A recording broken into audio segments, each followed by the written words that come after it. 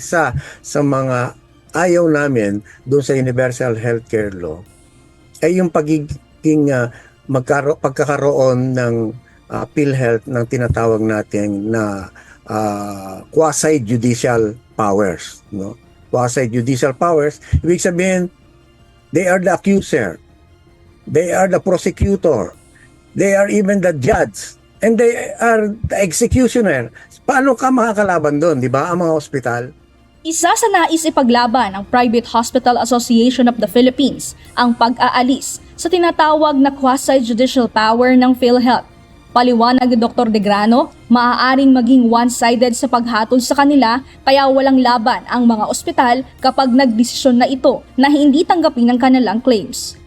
60 days, kailangang masubmit mo sa kanila.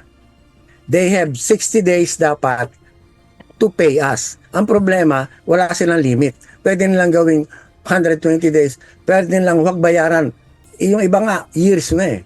Kami, pag hindi mo na namin sinabit yan within 60 days, sasabihin nila, penalty ka na. Hindi na namin tatanggapin yan. Kami may limit, pero sila wala, unlimited. Yun ang mali, ano? Very, very one-sided. Ayon pa sa Pangulo ng PHAPI, lalabas pa na ang PhilHealth ang parehong kalaban at tagapaghatol nila na iba sa naturalesa sa hukuman na mayroong neutral na tagapaghatol. Subalit aniya, upang maisagawa ito ay mangangailangan ng batas at amendment sa existing law ng PhilHealth. Samantala, sa katatapos lamang na pagdinig nitong Miyerkules, inihayag sa House of Committee on Health ang kabuuang utang na kinakailangang maibalik sa mga ospital. Inilatag ni PhilHealth Senior Vice President Renato Lemsiaco na sa taong 2024 lamang ay may 483,000 denied claims na papatak sa 4.7 billion pesos. Habang taong 2018 hanggang 2023, naitalang 3.17 million ang denied claims na nagkakahalaga naman ng 32.4 billion pesos. Pagdating naman sa taong 2024, nagtala ng 304,082 RTH claim na nagkakahalaga naman ng 4.2 billion pesos at 18.3 billion pesos naman noong taong 2018 hanggang 2023. Sa kabuuan, nasa 59.6 billion pesos na halaga ang kinakailangang maibalik ng PhilHealth sa mga ospital. Tiniyak ng PhilHealth na babayaran nito ang mga denied claims kapag anila na file na sa kanila ang appeal or motion for reconsideration. Ayon kay PhilHealth Senior Vice President Dr. Israel Pargas, titignan nila kung bakit nagkaroon ng late filing na lumampas sa 60 days at kung makitaan nila na valid ang reason ay papayagan ang pagbabayad ng mga claims.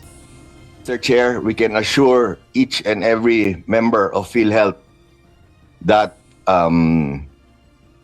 wag po kayong mag-alala, wag po kayong matakot pumunta sa ospital as a doktor. Sagot po kayo ng PhilHealth po. Rest assured. Nagpahayag naman ng pangamba ang PHAPI sa pagtaas ng health benefits ng PhilHealth. Dito kami natatakot kasi biglang tinaas nila yung benefits, di ba?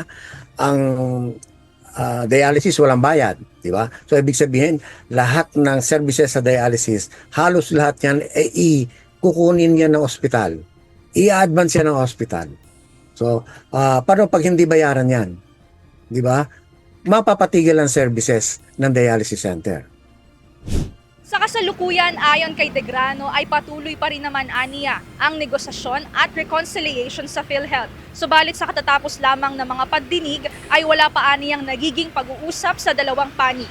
Samantala, umaasa naman ang asosasyon na mababayaran na ng PhilHealth ang mga hindi pa nababalik na denied claims sa kanila. Mia Alonso, UNTV News and Rescue. Diyos ang aming sandigan, serbisyo publiko ang aming pinahahalagahan.